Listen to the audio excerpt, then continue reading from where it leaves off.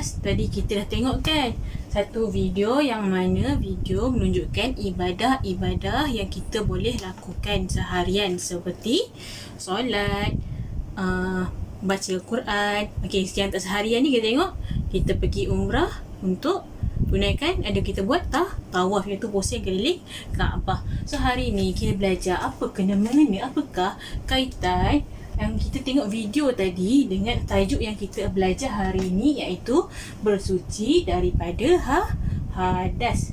So kita tengok yang pertama. Kita tahu, siapa pernah dengar perkataan hadas? Ada tak yang kat sini yang pernah dengar perkataan hadas? Pernah. Okey, ada kan? Ada yang pernah dengar, ada yang tak pernah dengar. So hari ni kita tengok kita tengok dahulu apakah maksud hadas. So hadas, okey, awak boleh tengok dalam buku teks, awak boleh buka semua boleh buka dalam buku teks. Ada dekat muka surat 45, tajuk ibadah dia ada bawah dia tajuk dia bersuci daripada hadas. So kita tengok kat sini.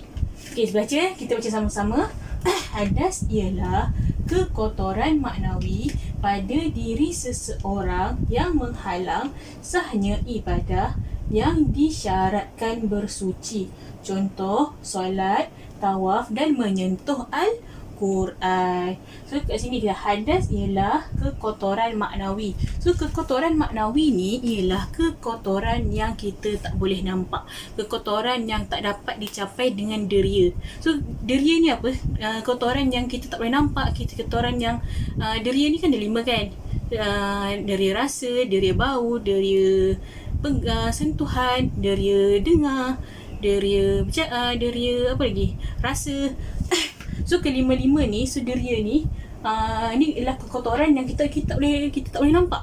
Kekotoran tu tak nampak, kekotoran yang kita tak boleh rasa, kekotoran yang kita tak boleh bau, kekotoran yang kita tak boleh sentuh. So contohnya, so kekotoran yang macam tu yang ada pada diri seseorang yang menghalang so dia tak boleh lah, tak boleh buat sahnya ibadah tu, yang menghalang sahnya ibadah, yang menghalang ibadah tu boleh jadi tak sah. Kalau dalam keadaan hadas ni ada kekotoran tu, ibadah ni tak boleh dibuat. Yang disyaratkan ibadah, bukan semua ibadah yang disyaratkan bersuci. So kita tengok apa tadi, kita tengok kekotoran maknawi ni, kekotoran yang kita tak nampak. So apa beza kekotoran yang kita boleh nampak dengan kekotoran yang kita tak boleh nampak? So awak tengok ni. Okey, awak tengok ni. Nampak tak? Nampak. Okey, kat sini nampak kan semua kan? Nampak. Okey, ni adalah gambar apa? Gambar najis. So gambar najis ni, kalau awak tengok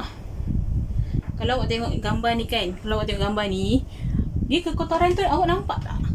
Awak jumpa, kalau awak pergi bilik air, awak ada kucing ataupun awak keluar jumpa anjing atau pergi zoo, kan ada ada binatang-binatang tu buang air besar kan. So awak nak boleh nampak tak? Boleh kan? Boleh nampak. So ataupun kekotoran boleh rasa tak? Boleh juga. Ada korang nak rasa ni? Nak rasa najis? Tak ada kan?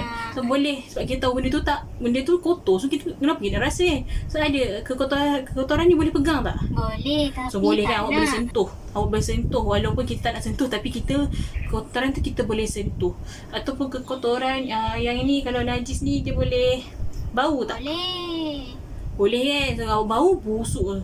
Kalau bau wangi awak tak adalah jijik kan, sebab dia bau busuk. So, awak tak, bila bau busuk ni benda tu, sebab kita tahu benda tu kotor. So itulah kekotoran yang ini, kekotoran kalau kita nampak ni kekotoran yang kita boleh nampak. Kekotoran yang kita nampak, memang nampak dengan mata kita. Kita boleh lihat, kita boleh rasa. Dan kekotoran bila kita boleh nampak, kita boleh bersihkan terus. So kalau awak nampak awak nampak najis, awak jumpa yang ni.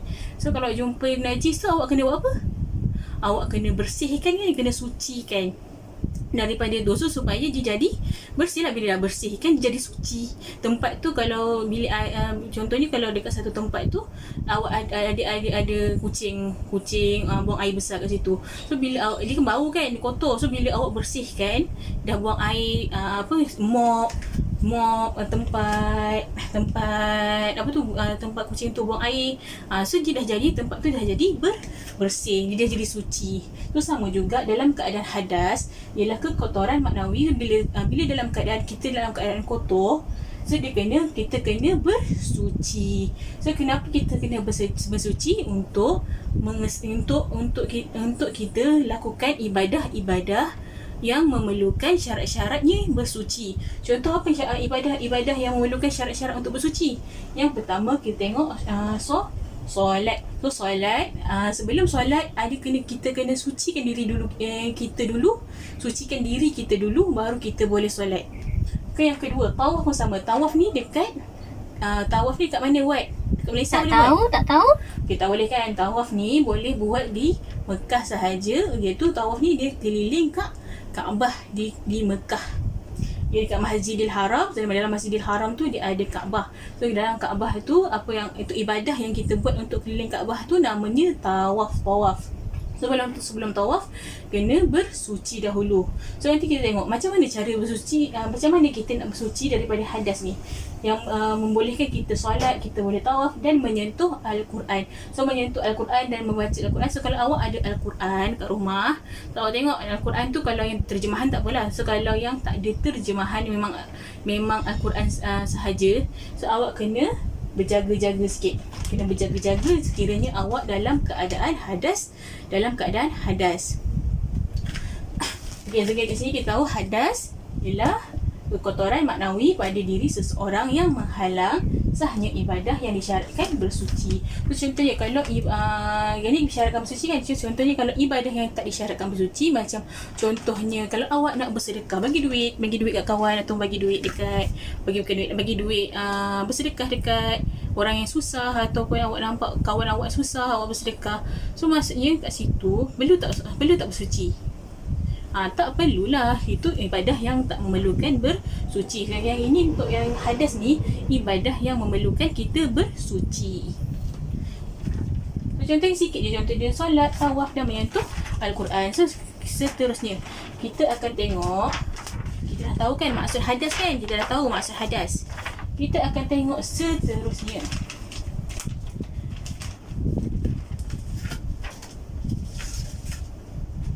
Kita akan tengok apakah pembahagian hadas. So hadas, bawah ni ada pembahagian. Pembahagian hadas ni, dia ada hadas ni lebih daripada satu. So yang pertama ada hadas. Okey, yang pertama sekali ada hadas kecil. Hadas kecil. Yang kedua, hadas besar. So, pembahagian hadas, ingat pembahagian hadas ada terbahagi kepada dua, iaitu hadas kecil dan hadas besar. So macam mana cara untuk bersuci daripada hadas kecil dan hadas besar ni, dan cara bersuci dia sama ke lain? Nama pun bahagi, kan dah bahagikan, maksudnya dia ada pembahagian, maksudnya cara bersuci dia pun lain lah.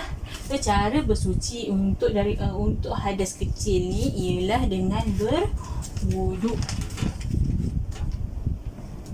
So cara yang keduanya, kalau hadas besar, cara bersucinya adalah dengan mandi wajib. Apa contoh-contoh hadas kecil yang awak dah belajar sebelum ni? So awak dah belajar kan sebelum ni kan? So, apakah contoh-contoh hadas kecil? Contoh hadas kecil yang awak dah belajar. Okay, contohnya, tak ingat tak ingat tak apa. So ada contoh hadas kecil yang pertama ialah awak pergi hari-hari. Awak pergi hari-hari pergi bilik air. Buat apa? Pergi bilik air. Buang air besar. Okey, nak buang air kecil, buang air besar, apa lagi? Buang angin kan, buang angin tu pun dikira sebagai hadas kecil. Okey, selain tu apa dia? Okey, kalau contohnya, awak sini ada pelajar lelaki dengan pelajar perempuan. Okey, pelajar lelaki dan perempuan ni lain jantina, adik-beradik ke? bukan adik-beradik kan. So kalau bukan adik-beradik, orang lelaki, pelajar lelaki, contohnya Amir, dia pegang tangan, dia terpegang, jangan bukan pegang ayat, dia terpegang tangan tangan Zafira. So bila dia terpegang tangan Zafira, dia tersentuh, kata pegang, tersentuh macam tu kan. Dia tersentuh macam tu, dia dikira dalam keadaan hadas kecil. So, kalau adik-beradik, contoh Amir dengan kakak dia pegang tangan, terpegang, pegang tak apalah pegang kan. So dia masjid, kalau dia bukan dalam keadaan hadas. So kalau dia terpegang orang selain daripada adik-beradik dia, selain mak ayah dia, atuk nenek, yang tu dia kalau pegang saja terpegang ataupun terpegang pun dikira dalam keadaan hadas. Okey, kalau awak terpegang, lelaki dan perempuan pegang, boleh tak? Kita tak boleh kan, sebab awak bukan adik-beradik, awak bukan kira orang yang bukan mahram ni, tak boleh, bukan ajnabi ni, dia tak boleh bersentuhan. Ingat tu ya. Hadas kecil. Contoh-contoh hadas besar ni apa? Okay, tentang hadas besar ni kita akan belajar selepas ini apakah sebab-sebab antara sebab-sebab hadas besar. Okay, cara bersuci hadas kecil ialah dengan wuduk. So kalau sebelum awak solat, ingat tak, kalau sebelum kita solat, awak pergi solat, awak nampak mak ayah awak solat, awak pergi ataupun nampak dekat masjid, nampak pergi surau ataupun pergi mana-manalah yang awak nampak orang solat, sebelum solat mesti berwuduk. Bila ambil wuduk ni, kenapa ambil wuduk? Saya saja ke kan? Sebab kita dalam keadaan, kita tak tahu, sebab kita mungkin dalam keadaan hadas kecil atau dalam hadas kecil. Sebab tu kita kena berwuduk. Okay, lagi satu, kalau awak tidur, contohkan awak tidur, lepas tu keluar air liur. So kalau awak keluar air liur tu pun dikira sebagai hadas kecil. Okay, ingat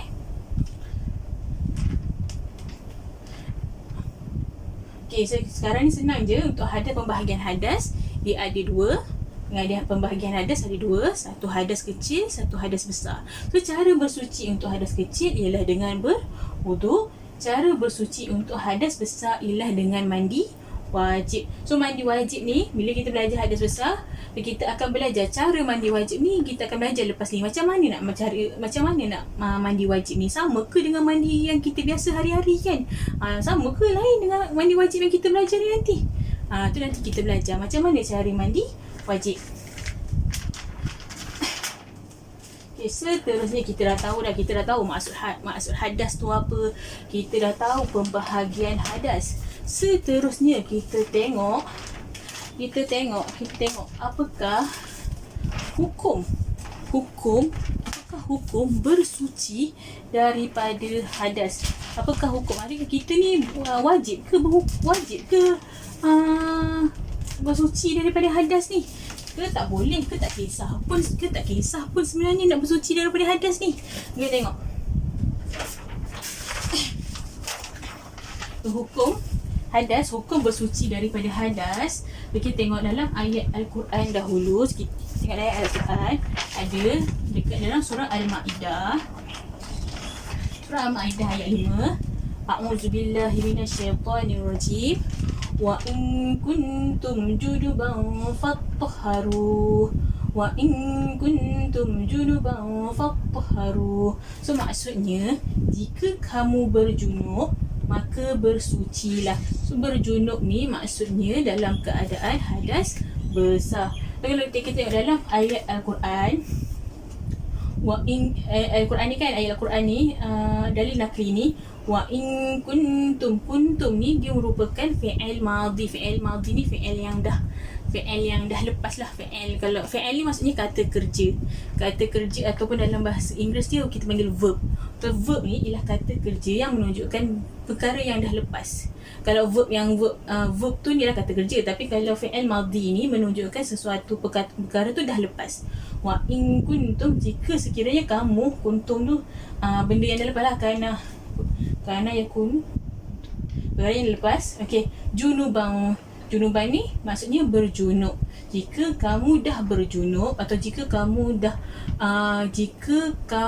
dah dalam keadaan hadas besar, jika kamu dah hadas besar gitu. Fattahharu. fatharu, maka bersucilah. So kata kita tengok dalam fatharu ni dia adalah fi'il amar. Fi'il amar ni dalam bahasa fi'il amar ni, fi'il ni tadi saya cakap, fi'il ni adalah kata kerja. So dalam bahasa Inggeris dia verb lah kan, verb, kata kerja. Benda tu, kata kerja maksud perbuatan. So, kalau yang itharu ni ialah fi'il amar, kata kerja yang menunjukkan arahan, menunjukkan suruhan. So kalau kita bahasa Melayu tak ada, dalam bahasa Melayu tak ada kata kerja yang menunjukkan suruhan. So yang dia kata adalah kira bahasa Arab dia ada kata kerja tu memang dia menunjukkan untuk suruhan. Contohnya macam duduk, dia ada ijlis, jalasa, jajlisu, ijlis. Ijlis tu maksudnya memang kena duduk, arahan dia memang duduk, gitu. Fatharu kena duduk, fatharu maksudnya kena bersuci. So bersuci ni tu sama macam kalau bagi arahan. Contoh kalau mak awak bagi arahan suruh mak awak bagi arahan suruh buat kerja sekolah, cikgu ustazah bagi arahan suruh siapkan kerja sekolah, itu adalah arahan. Okay, siapkan kerja sekolah. Lepas tu ataupun kat rumah, mak awak suruh basuh pinggan. Basuh pinggan tu, bagi basuh pinggan tu. Basuh pinggan tu adalah arahan. Kalau apa-apa arahan. So kalau arahan ni, bila nama arahan kena buat ke tak? Arahan ataupun suruhan kena buat ke tak? Kena kan? So kalau mak awak suruh buat, so awak buat juga kan? Awak buat kan? Kena buat. So dari konteks macam ni, inilah daripada mak awak kata suruh buat. So kalau yang ini fatharu. So kalau kat sini kita tengok, ni adalah kata-kata daripada Tuhan kan, daripada Allah, daripada Tuhan kita, daripada Allah. Dan katakan kita kena bersuci.